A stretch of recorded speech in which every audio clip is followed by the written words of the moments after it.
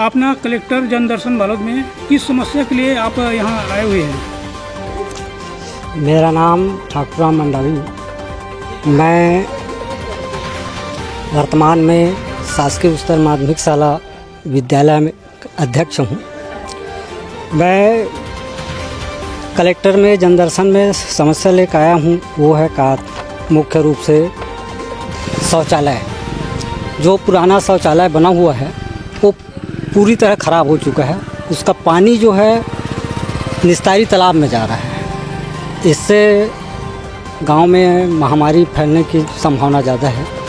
हमने इसके पहले संबंधित अधिकारी जैसे जिला शिक्षा अधिकारी है, अपना पीडब्ल्यूडी विभाग है और ब्लॉक शिक्षा अधिकारी है, ये सबको जानकारी दिया, आज तक किसी ने कार्रवाई नहीं की। तो हम आखिरी आस लेकर के जनदर्शन में आए हुए हैं। नाम बता। ठाकुराम मंडावी, ग्राम बेलोदा।